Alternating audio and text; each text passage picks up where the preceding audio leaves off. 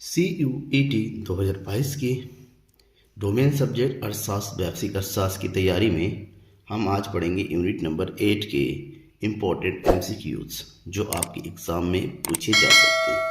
Unit number 8 विकास अनुभव 1947 से 1990 एवं 1991 से अपनाए गए आर्थिक सुधार।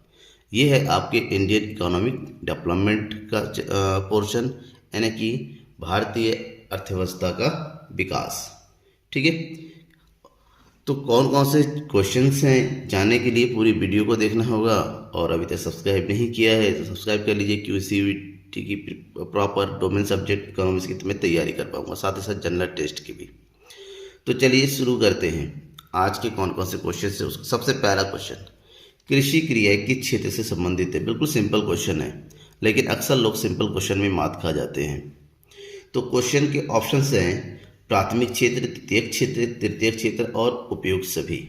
तो कृषि क्रियाएं सम्मिलित किससे है, आप जो सोच रहे हैं सही सोच रहे हैं। ऑप्शन नंबर ए, कृषि क्रियाएं प्राथमिक क्षेत्र की क्रियाएं हैं। ब्रिटिश काल में भारतीय अर्थव्यवस्था थी, कैसी अर्थव्यवस्था थी आपको बताना है। ब्रिटिश काल में भारतीय अर्थव्यवस्था किस प्रकार की थी। उपनिवेशी अर्थव्यवस्था, दैट इज इंग्लिश में कहते हैं कॉलोनियल इकोनॉमी, अर्ध सामंती अर्थव्यवस्था, विच्छेदित अर्थव्यवस्था, उपरोक्त सभी। तो ध्यान में रखिएगा ये तीनों जो अर्थव्यवस्था है उसमें भारत में मौजूद थी। उपनिवेशी, भारत जो है ब्रिटेन का उपनिवेश था। अर्ध सामंती, भारत में सामंतों का वो था, सामंतवाद था, ठीक है, छोटे छोटे राजा महाराजा बने पड़े थे। विच्छेदित अर्थव्यवस्था, हमारी जो इकोनॉमी से अलग अलग थी, जो है टूटी हुई थी। हर किसी रियासत का, राज्य का अलग अलग कानून था, अलग अलग संविधान था, अपने हिसाब से चलते थे। इसका मतलब उपरोक्त सभी आपका राइट आंसर है।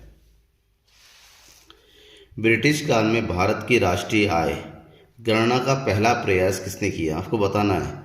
जब भारत अंग्रेजों के गुलाम था उस समय भारत की राष्ट्रीय आय की गणना किसने की थी। सबसे पहले फिंडले सिराज ने, विलियम डिग्बी ने, दादा भाई नौरोजी ने और BKRV राव ने। तो सही ऑप्शन है, इससे पहले वाले चैप्टर राष्ट्रीय वाले चैप्टर में बताया था मैंने, दादा भाई नौरोजी ने। इन्होंने सबसे पहले भारत की राष्ट्रीय आय की गणना करने का प्रयास किया था। क्वेश्चन नंबर 4, भारत में 1947 में राष्ट्रीय आय में द्वितीयक क्षेत्र का योगदान कितना था।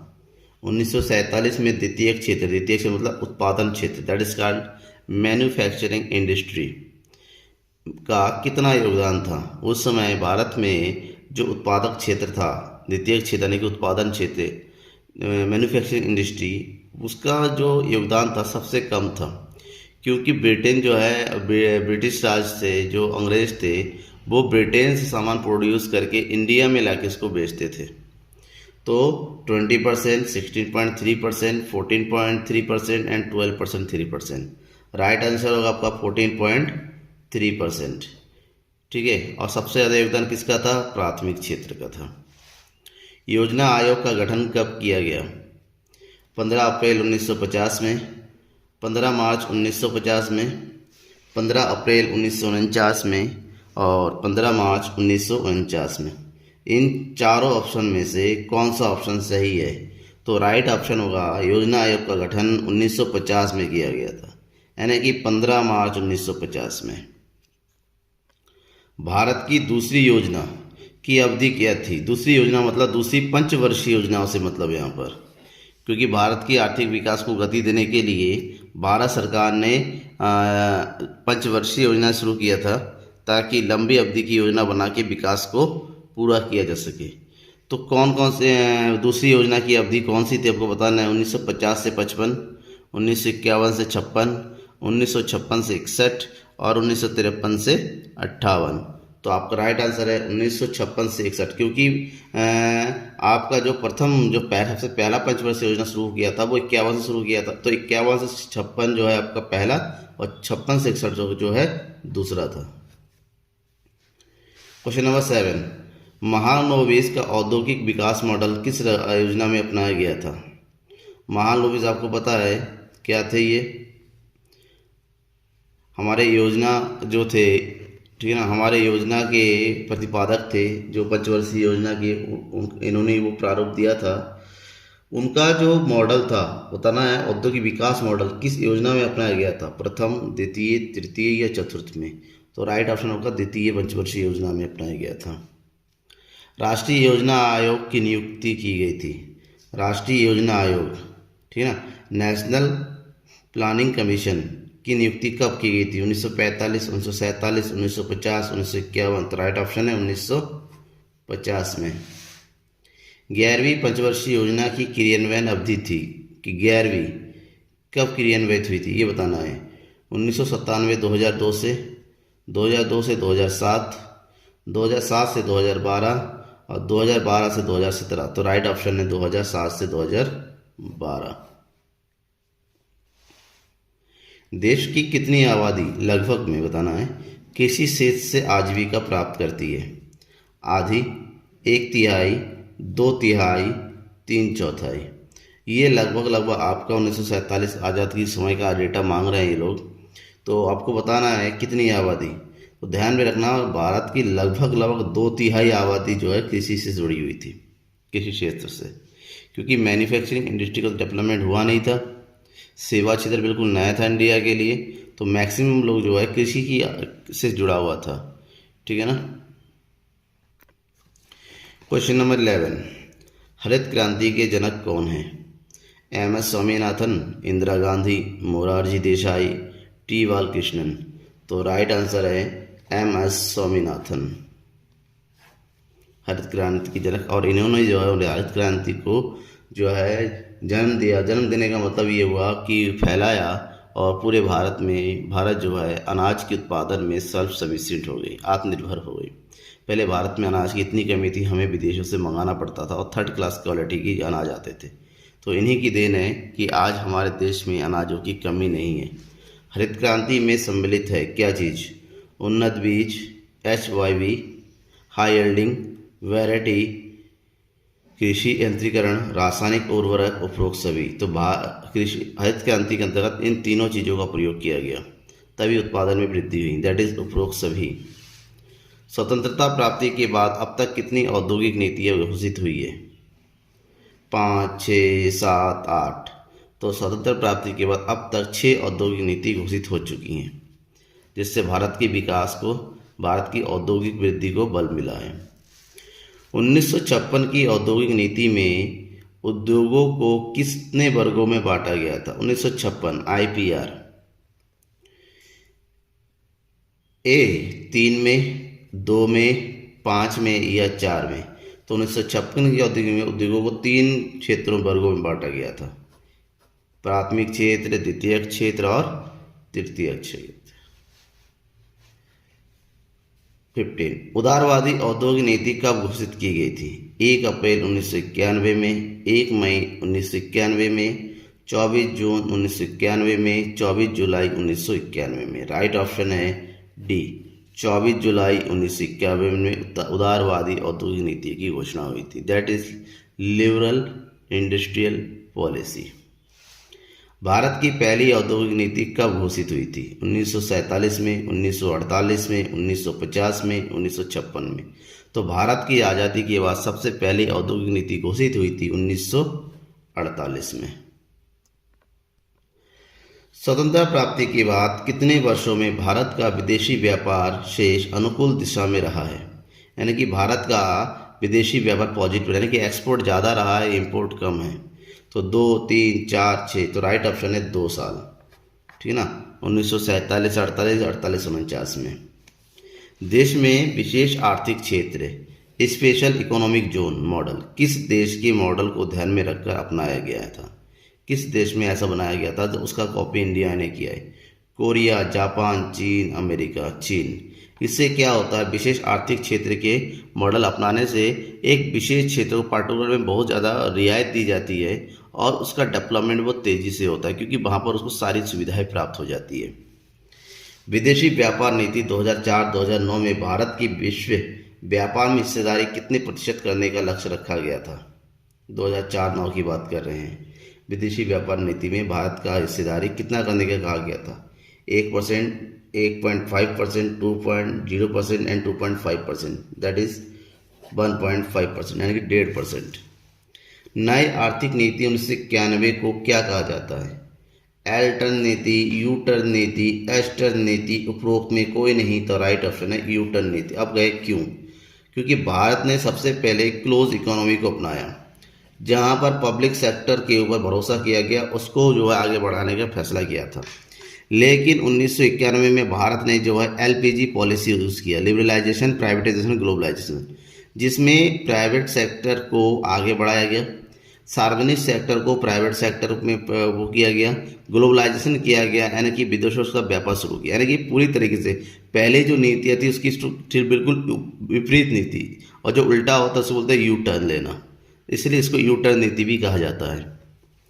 नई आर्थिक नीति में किसे सम्मिलित किया जाता है? उदारीकरण, निजीकरण, वैश्वीकरण, उपरोक्त सभी। तो राइट ऑप्शन है तीनों ही आ जाता है। उदारीकरण लिबरलाइजेशन, निजीकरण प्राइवेटाइजेशन, वैश्वीकरण globalisation, that is LPG policy कहा जाता है, दैट मीन्स उपरोक्त सभी। भारत में औद्योगिक लाइसेंसिंग की अनिवार्यता वाले उद्योगों की संख्या कितनी है? 3, 4, 5 या 6? ऑप्शन है 5, लेकिन फिलहाल अब कम हो गई, उस समय की बात है, अब केवल 2 ही है। भारत में आर्थिक सुधारों को शुरू किया गया है 1951, 1985, 1991 में, 2001 में। भारत के आर्थिक सुधार 1991 से शुरू हुआ।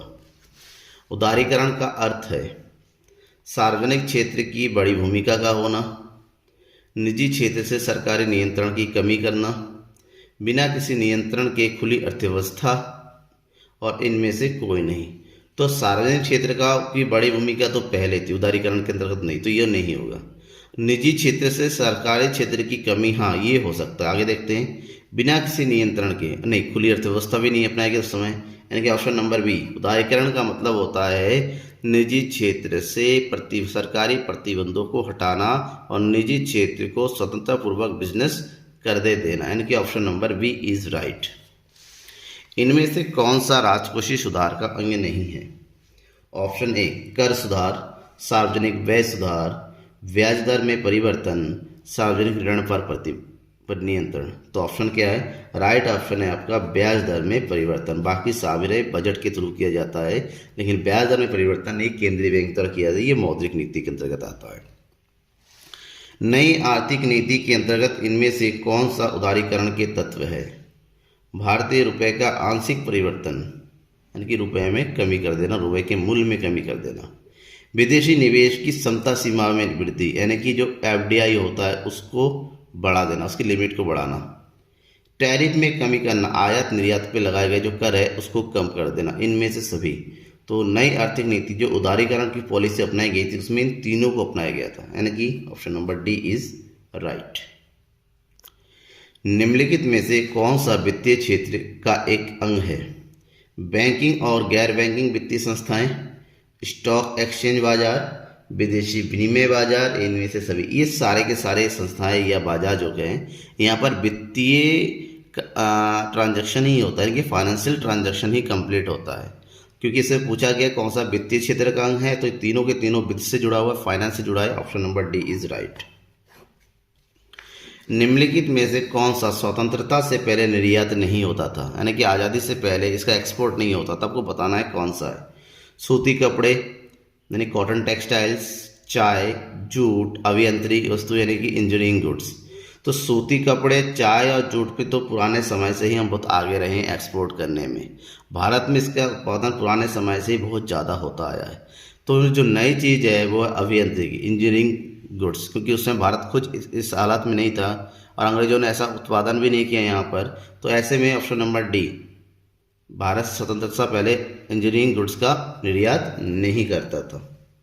नेक्स्ट, निम्नलिखित में से कौन सा देश भारत का सबसे बड़ा व्यावसायिक सहभागीदार है? व्यावसायिक सहभागीदार का होना, किसके साथ भारत का सबसे ज़्यादा विदेशी व्यापार होता है, आयात निर्यात होता है? यूएस, यूके, यूएई, चीन। यूएस मतलब यूएसए अमेरिका, यूके मतलब रसिया यूनाइटेड किंगडम, यूएई, ठीक है, एंड चीन। तो इसमें से सबसे राइट ऑप्शन है ए, यूएस के साथ इंडिया सबसे ज़्यादा जो है विदेशी व्यापार करता है। भारत में अंग्रेजों ने कब रेलवे का परिचय करवाया, यानी कि भारत में अंग्रेज रेलवे को कब स्थापित किया, कब लेके आए? 1957 में, 1950 में, 1952 में और 1907 में। राइट ऑप्शन 1950 में। इसकी भी कहानी है। एक्चुअली में भारत में अंग्रेज रेलवे को इसीलिए लेके आया ताकि भारत के दूर दराज में जो होने वाली जो क्रांति वगैरह उसको दबाया जा सके और अपने बने बनाए माल को लेके जा सके, और वहाँ से जो है कच्चे माल को लेके, उनका केवल इतना उद्देश्य भारत का विकास करने का नहीं था। तो अपनी सुविधा की वृद्धि करने के लिए अंग्रेजों ने भारत में रेलवे, लेकिन उसका भारत को भी कुछ फायदा हुआ है। क्वेश्चन नंबर 31, ब्रिटिश राज में कृषि उत्पादन न्यून था क्योंकि ब्रिटिश राज में भारत में कृषि का उत्पादन बहुत कम था। उसके कौन कौन से कारण थे? इसके मेन कारण थे भू व्यवस्था की विभिन्न प्रणाली, तकनीकी का न्यूनतम स्तर, खराब सिंचाई सुविधा, इनमें से सभी। तो भू प्रणाली की अलग अलग प्रणाली थी, कहीं जमींदारी प्रथा थी, कहीं जो कुछ और व्यवस्था थी, कहीं डबल कर सिस्टम था, तकनीक का हमारे पर बिल्कुल कोई यूज़ नहीं करता था, पौराणिक विधि का यूज़ करते थे, ठीक है ना। हमारी सिंचाई की सुविधा सही नहीं थी। इन सब चीज़ों की होने के कारण भारत की में कृषि उत्पादन बिल्कुल न्यून हो गया था, जीरो हो गया था, क्योंकि option number D is right. तो ये थे यूनिट नंबर 8 के इम्पोर्टेंट क्वेश्चंस जो आपके लिए बहुत ही ज़्यादा ज़रूरी है, ठीक है। शेयर कीजिएगा, कोई क्वेश्चन रह गया है जो आपको समझ में नहीं आया है तो मुझे कमेंट जरूर बताइएगा, मैं इसको बताने की पूरी कोशिश करूँगा। थैंक यू एवरीवन, लास्ट तक बने रहने के लिए।